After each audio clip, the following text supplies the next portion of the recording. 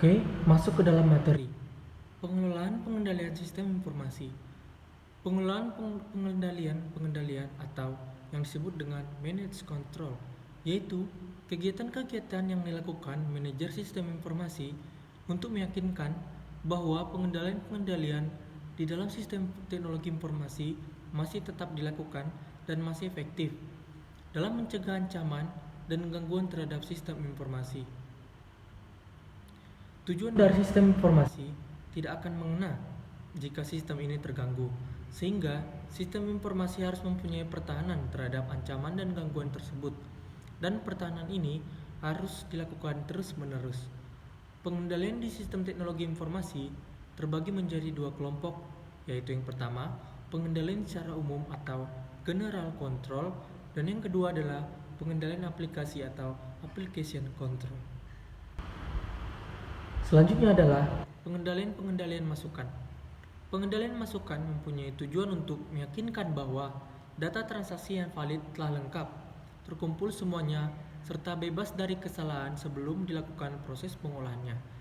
Data input yang akan dimasukkan ke dalam komputer dapat melibatkan dua tahap, yaitu yang pertama, data capture atau penangkapan data, merupakan proses mengidentifikasikan dan mencatat kejadian nyata yang terjadi akibat transaksi yang dilakukan oleh organisasi.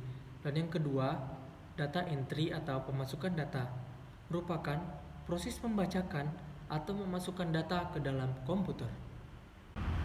Selanjutnya adalah pengendalian masukan. Pengendalian pada tahap pemasukan data berupa pengecekan yang telah terprogram di dalam program aplikasi dan disebut dengan program cek atau pengecekan program.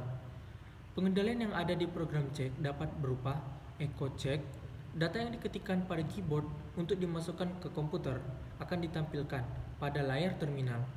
Dengan demikian, operator dapat membandingkan antara data yang diketikkan dengan data yang seharusnya dimasukkan. Program dibuat sedemikian rupa dengan memberikan kesempatan pada operator untuk memperbaiki bila data yang diketikkan salah. Existence check. Kode yang dimasukkan dibandingkan dengan daftar kode yang valid dan sudah diprogram. Matching check. Pengecekan ini dilakukan dengan membandingkan kode yang dimasukkan dengan field di file induk yang bersangkutan. Field check. Field dari data yang dimasukkan diperiksa kebenarannya dengan mencocokkan nilai dari field data tersebut dengan tipe fieldnya, apakah bertipe numerik, alfabet, atau tanggal. Sync check.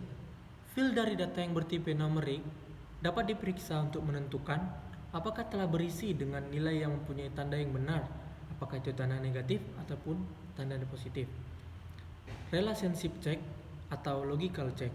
Hubungan antara item-item data input harus sesuai dan masuk akal. Pengecekan ini berfungsi untuk memeriksa hubungan antara item-item data input yang dimasukkan ke komputer. Kalau tidak masuk akal, maka akan ditolak oleh sistem komputer. Limit check atau reasonable check. Nilai dari input data diperiksa apakah cukup beralasan atau tidak. Selanjutnya, range check. Nilai yang dimasukkan dapat diseleksi supaya tidak keluar dari jangkauan nilai yang sudah ditentukan. Pengendalian pengolahan. Tujuan dari pengendalian pengolahan adalah untuk mencegah kesalahan-kesalahan yang terjadi selama proses pengolahan data yang dilakukan setelah data dimasukkan ke dalam komputer. Kesalahan pengolahan dapat terjadi karena program aplikasi yang digunakan untuk mengolah data mengandung kesalahan. Kesalahan-kesalahan yang umumnya disebabkan oleh kesalahan dalam program adalah yang pertama, overflow. Overflow terjadi jika proses pengolahan mengandung perhitungan yang hasilnya terlalu besar atau terlalu kecil, sehingga tidak dapat diproses oleh sistem komputer. Jika terjadi overflow, maka hasil dari proses pengolahan data tidak tepat. Yang kedua, kesalahan logika program. Kesalahan ini merupakan kesalahan yang berbahaya dan sulit untuk dilacak, karena kesalahan logika program tidak dapat ditunjukkan oleh komputer dan tetap akan didapatkan hasilnya, tetapi dengan hasil yang salah. Logika program yang tidak lengkap.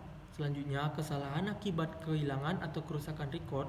Selanjutnya, kesalahan urutan data, kesalahan data di file acuan. Selanjutnya, kesalahan proses serentak.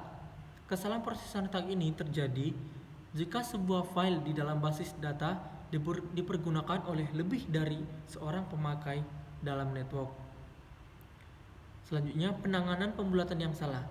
Permasalahan pembulatan terjadi bila tingkat ketepatan yang diinginkan dari perhitungan aritmatika lebih kecil dari tingkat ketepatan yang terjadi. Selanjutnya yaitu pengendalian keluaran. Keluaran atau output yang merupakan produk dari pengolahan data dapat disajikan dalam bentuk hard copy ataupun soft copy.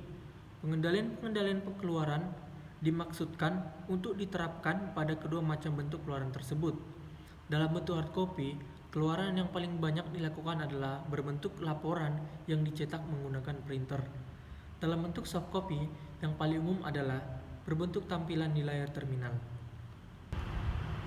Untuk menghasilkan laporan yang berbentuk hard copy dapat dilakukan melalui beberapa tahapan, yaitu tahap menyediakan media laporan, tahap memproses program yang menghasilkan laporan, tahap pembuatan laporan di printer file, tahap pengumpulan laporan, tahap mencetak laporan di media kertas, tahap mengkaji ulang laporan, tahap pemilihan laporan, tahap distribusi laporan, tahap kaji ulang laporan oleh pemakai laporan, tahap pengarsipan laporan, dan yang terakhir, tahap pemusnahan laporan yang sudah tidak diperlukan. Memeriksa keefektifan pengendalian yang dipasang. Salah satu cara untuk meyakinkan bahwa pengendalian telah diterapkan dan beroperasi semestinya dapat dilakukan dengan memeriksa pengendalian yang ada secara rutin. Cara ini disebut dengan pemeriksaan sistem-sistem informasi atau Information System Audit.